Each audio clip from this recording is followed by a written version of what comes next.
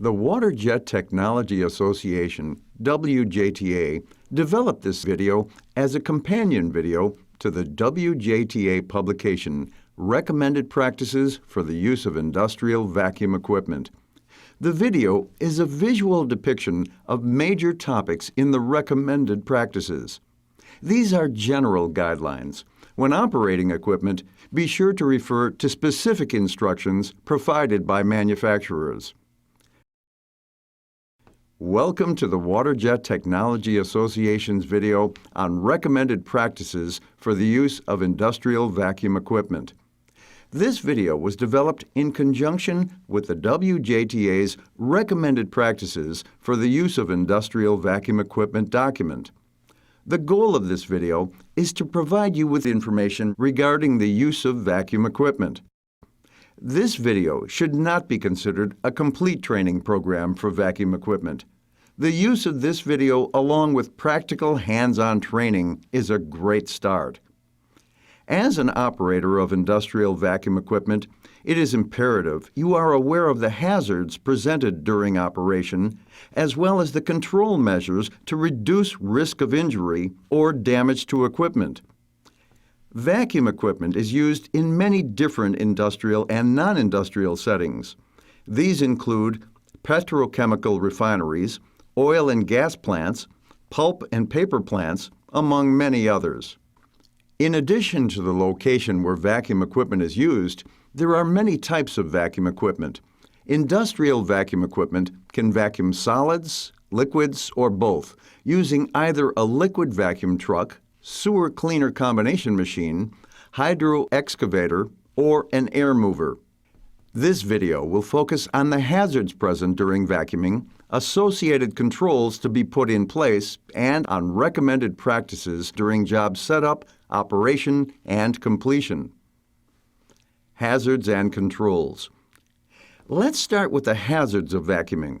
There are many hazards involved in the vacuum operation. It is important that you be trained to recognize these hazards and know how to control or eliminate them. Let's begin with the hazards that are always present while on the job. These include static electricity.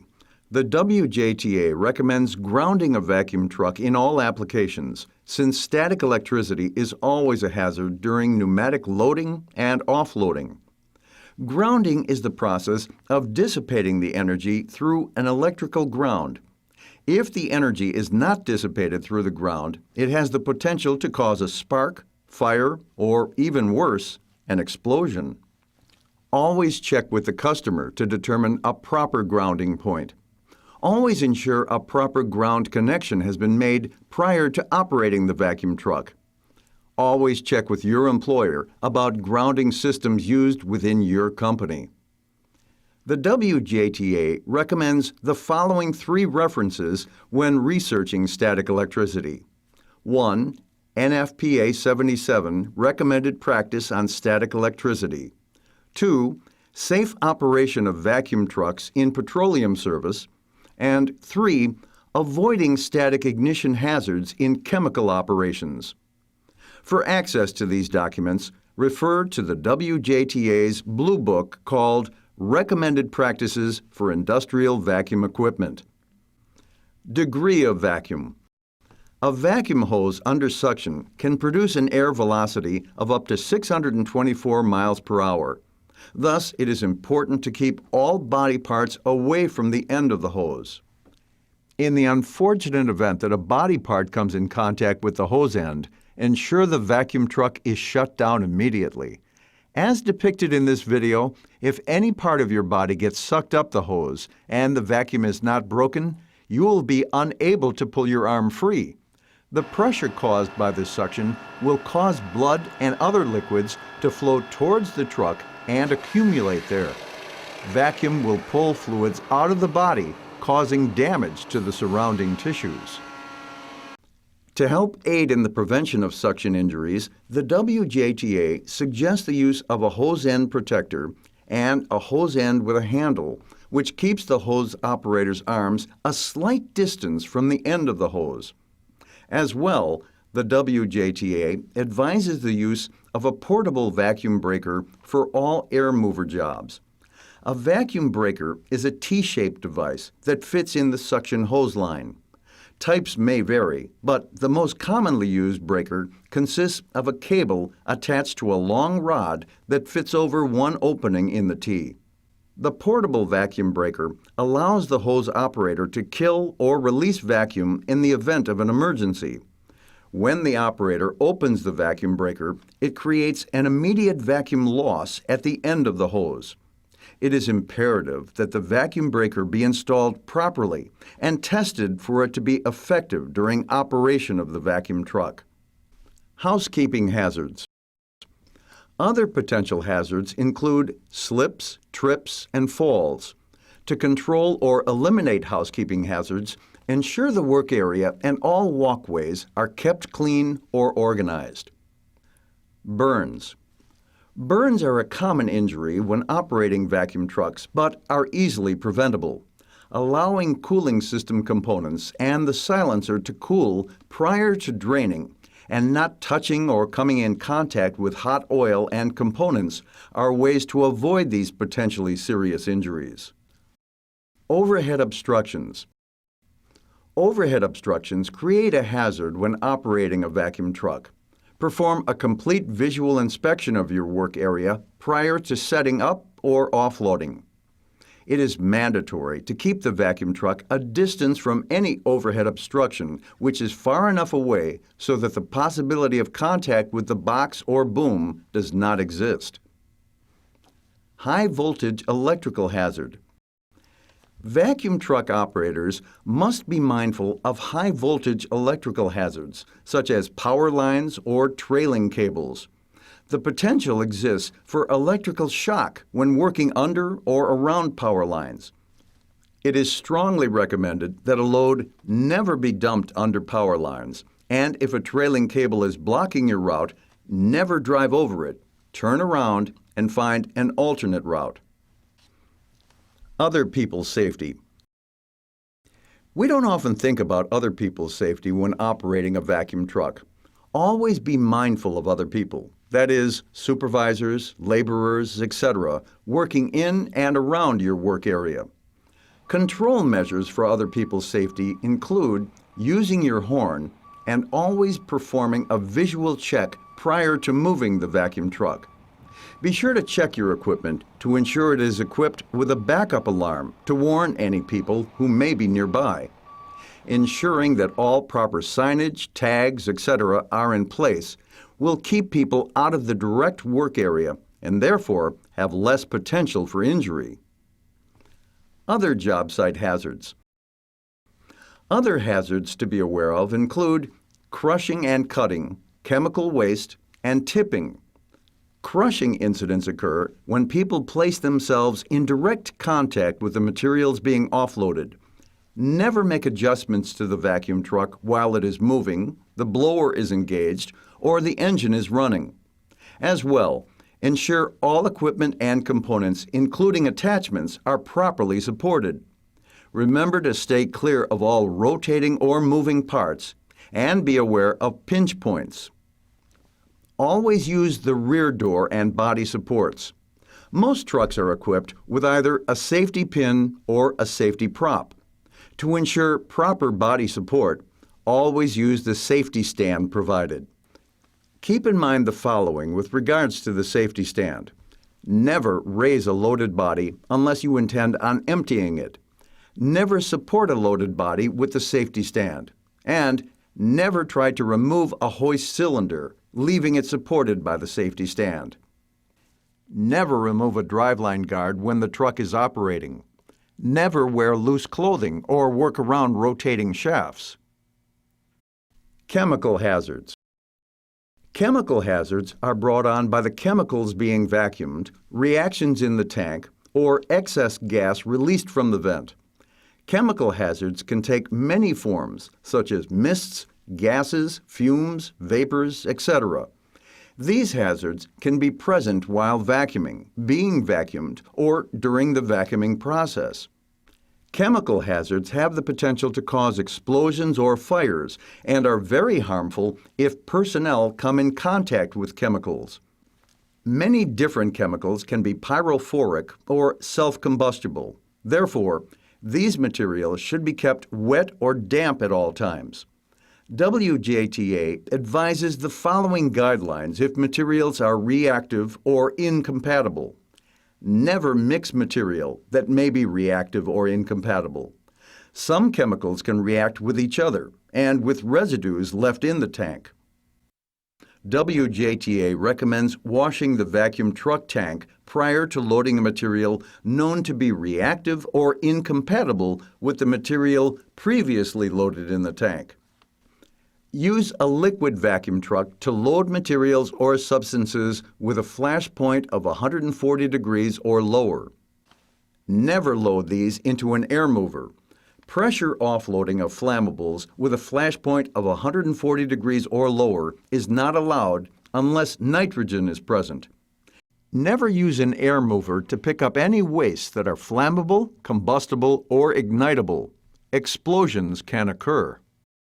Oily water or sludge containing hydrocarbons may be loaded only if sampling with an approved lower explosive limit (LEL) monitor verifies that the LEL of the sludge is less than 10% after agitation and the flash point is 140 degrees or higher. LEL or gas monitors can be truck-mounted, or smaller portable units can become part of your personal protection equipment, or PPE. To help prevent against explosions, use a hose that is constructed of a conductive material with conductive wiring when vacuuming flammable or combustible material. The material being vacuumed must be cool enough to not cause burns and cool enough to not damage the equipment. As well, follow all safe work procedures. Safe work procedures are developed to keep you safe. To guard against human exposure, wear the appropriate PPE, hard hat, hand and ear protection, protective suit, long sleeves, trousers, proper eye protection, and steel-toed shoes or boots. Additional PPE may be required as dictated by customers or other jurisdictions. Should exposure or contamination take place, seek medical attention. Fires or explosions. We have discussed the potential for explosions relating to other hazards. Let's now talk about fires and explosions that can happen from flammable material, such as lubricants and some coolant mixtures. The WJTA recommends the following. Never smoke in fueling and lubricating areas, as well as when working with flammable material. Clean and tighten all electrical connections. Check for frayed or loose electrical wires daily, and repair or tighten as needed. All fuels and lubricants must be properly stored in marked containers and away from unauthorized personnel. Store all flammable material. An example is ether in protective containers. Always have a certified fire extinguisher in the truck at all times. Now that we have discussed the hazards present during a vacuum job, let's discuss some of the recommended practices prior, during, and after a vacuum operation. Job setup. Before any work is even started, it is important to remember the personal protective requirements for the job. Ensure all operators or laborers working on the job wear the appropriate PPE. Remember, all PPE must comply with OSHA and ANSI guidelines. Be sure to check with your employer for minimum PPE requirements, and it is a good idea to always have some form of hearing protection available since vacuuming is a noisy operation. While PPE requirements may change according to job hazards, etc., it is important to determine what is required prior to starting the job. It is your responsibility to ensure you have the correct PPE and that you wear it properly as stated by manufacturer's specifications. Failure to do so can result in personal injury. Prior to starting a vacuuming job, it is important to inspect the equipment and work area for potential hazards. Keep in mind the hazards identified previously in this video. Ensure that a proper barricade is set to keep others away from the work area. Inspection is done by performing a site or job hazard analysis. Always ensure the site hazard analysis conforms to OSHA requirements. OSHA states the plan must include information regarding emergency or muster locations, a list of the job dangers or hazards, and closest medical facility. Once the vacuum truck is on location and has the parking brake applied, ensure wheels are fully chocked. Use a spotter when backing up the vacuum truck. When starting the truck, it is important to remember the following. Make sure the warning lights for low engine oil pressure and battery charge go off. Check to ensure all gauges increase to the specific operating range as the truck warms up. Let the brake air pressure build to approximately 120 psi, the maximum, and never crank the engine more than 30 seconds. Also allow the starter to cool for around 2 minutes. Prior to moving the truck, adjust mirrors, make sure the windows are clean, always check for overhead obstructions and obstructions on the ground, such as power cables. It is important to perform a visual check for equipment and also to warn people working in and around the same area. You should never release the parking brake until the air pressure is at optimum operating range and the red warning lights are no longer illuminated. Vacuum trucks must always be warmed up prior to operating. If the engine and transmission oil temperatures are not in the appropriate operating range, operate the vacuum truck at low RPM until optimal temperatures are reached. Material handling. As part of your pre-job meeting, ensure you and others are fully aware of the material being vacuumed. Material information can be found on the Material Safety Data Sheet, or MSDS. Information readily available on the MSDS includes any health effects. Chemicals can enter your system in one of 4 ways: inhalation, absorption, ingestion, and injection. The MSDS will address any specific PPE or operational requirements to guard against that chemical or material. For example, to control chemical inhalation hazards, possibly a gas, being released from the vent of the truck, ensure personnel stand at a distance from the vent or use a bonded vacuum hose that leads the gases away from the work area. Another item listed on the MSDS is the product's flammability. The MSDS will identify the correct equipment and procedure applicable. Furthermore, are the effects of transfer, for example, static electricity. Finally, compatibility with regards to hoses, tanks, ends, and gaskets are identified. In order to perform a successful vacuum operation, it is vital that you be aware of the material, as we just talked about, the containment of the material, and how to properly handle material by using equipment specifically designed for a certain material. Material containment should be identified in your pre-job discussions. During the pre-job meeting, a dump site should be predetermined, as well as the clean-out procedure. It is important that you carry a drain bucket or catch pans for small leaks. The WJTA recommends using conductive buckets when transferring flammable material.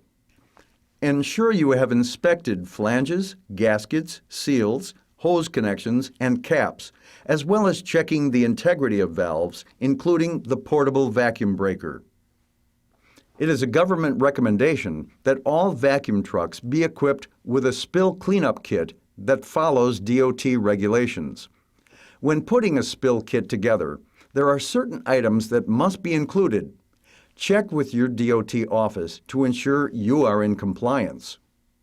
It is imperative to know and understand what materials you will be handling. Knowing the pH or potential for hydrogen will help determine how you handle certain materials.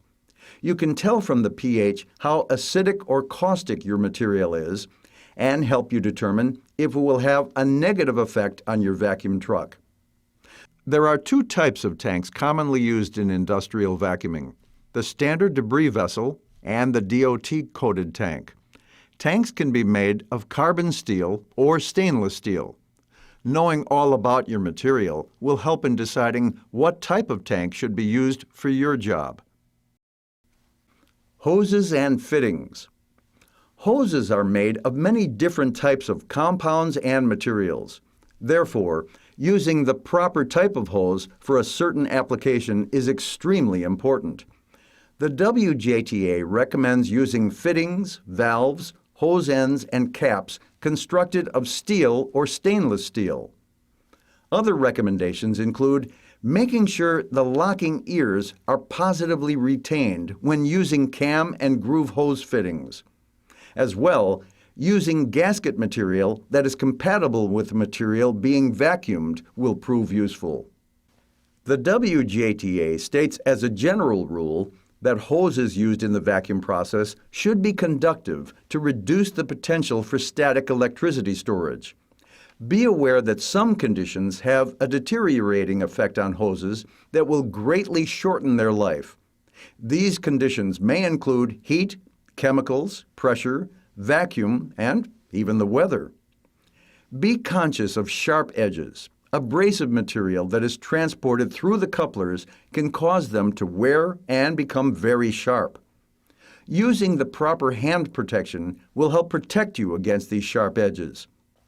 It is important that you, the vacuum operator, be on constant lookout for any situation that may develop during a vacuum job that might compromise the safety of others as well as equipment. Train your senses to the sights, smells, and sounds of the equipment, and learn to distinguish between the normal and abnormal sounds of the vacuum truck in operation. Additionally, look out for any movement in an area where none is expected. Operation.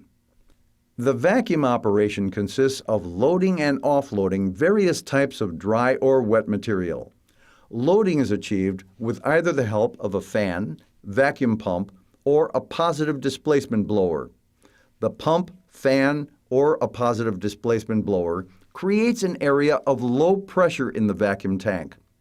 Atmospheric pressure helps push liquid material through the hose and into the tank. Operating a vacuum truck requires many skills that include having a good grasp of vacuum truck controls. Communication between the vacuum truck operator and the hose operator is vital to a successful vacuum job. The type of communication method must be predetermined prior to starting. Line of sight using hand signals and acceptable two-way radios are two methods of communication recommended by the WJTA. As a vacuum truck operator, you should always be alert when traveling, steering, and dumping. Vacuum trucks are very heavy units and will not stop in a short distance. Being aware of improper steering or dumping techniques will prevent tipping of the truck. The WJTA has developed operational guidelines and techniques for the use of vacuum equipment. Anyone operating a vacuum truck must be task-trained prior to operating the equipment. It is vital that you possess the correct class license for vacuum truck operation.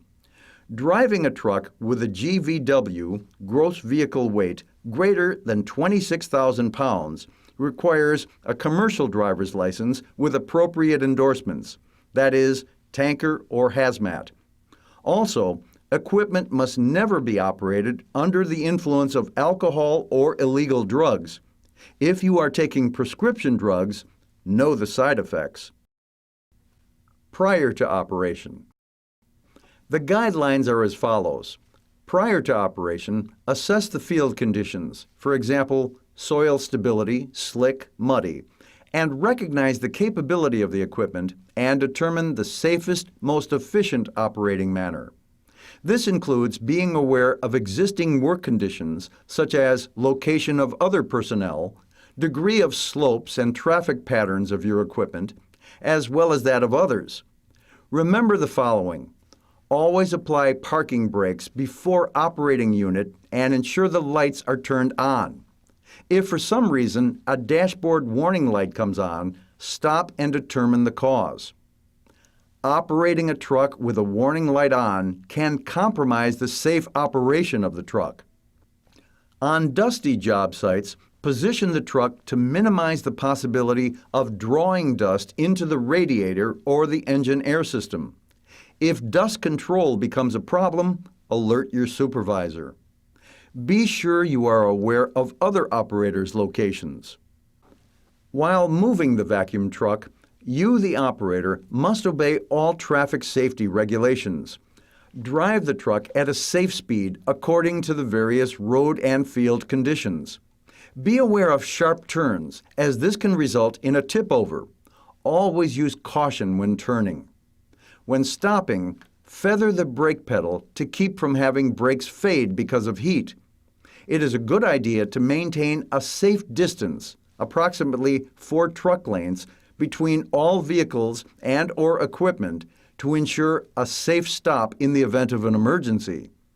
The distance between vehicles should be increased when road becomes wet and the braking distance lengthens.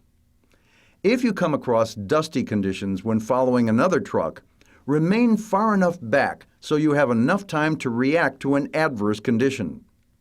There are many blind spots when operating a vacuum truck. Always keep these in mind and use a spotter when maneuvering the truck. During offloading or dumping, most vacuum trucks have the ability to offload material through a variety of mechanical or pneumatic methods depending on the material and application. As always, it is therefore imperative that all safe work practices are followed. Job completion.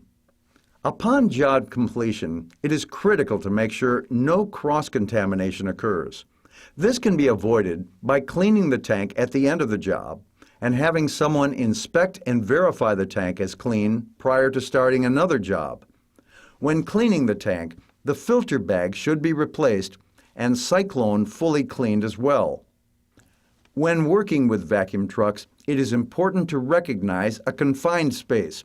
Cleaning the tank of a vacuum truck is considered a confined space. By OSHA definition, a confined space is large enough for an employee to enter fully and perform assigned work.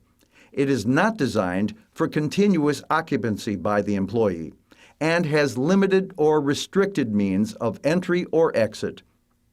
The tank of a vacuum truck is considered to be a confined space, and it may require a permit to access the tank and also may require additional PPE depending on the hazards inside of the tank. All OSHA guidelines and regulations must be followed when working with permit-required confined spaces. Speak to your supervisor if you have additional questions or would like further information. Once tank cleaning has been done, the vacuum truck operator should complete a last contained checklist identifying what material was in the tank, what has not been decontaminated, if the material is hazardous or non-hazardous, and what exactly was cleaned. If any hazardous substance is listed on the last contained checklist, it must be accompanied by the appropriate MSDS. Some examples of hazardous materials include heavy metals, zinc or copper, solvents, paints, and radioactive material. Stormwater is not considered hazardous unless it is contaminated with a hazardous substance. Vacuum truck operators must be trained in the proper procedure for equipment shutdown. They should be aware of all shut-off options on their equipment and realize that not all equipment contains the same shutdown or emergency shutdown options. All vacuum trucks are equipped with a vacuum breaker switch located directly on the truck near the blower or on a remote pendant switch. As previously discussed, a portable vacuum breaker should be used on most jobs as well. Both methods reduce or eliminate the vacuum. In the unlikely event that someone is trapped by the vacuum hose, activate the portable vacuum breaker by pulling on the lanyard that reaches from the vacuum breaker to the hose operator. The lanyard should be durable enough to pull the breaker apart and redirect the vacuum. It is important that the hose operator be able to see the vacuum breaker and that nothing is obstructing it. Once the portable vacuum breaker has been activated, the truck operator should actuate the vacuum breaker switch on the truck. The truck operator should be within sight of anyone or anything that could come in contact with the end of the vacuum hose. The WJTA recommends that when a portable vacuum breaker cannot be used, that the truck operator must stand by the vacuum breaker switch during operation and within sight of the hose end. You have now completed the Water Jet Technology Association's recommended practices for the use of industrial vacuum equipment. Should you have any questions regarding what you have seen in this video, please contact the WJTA or speak to your supervisor. As always, safety starts with you.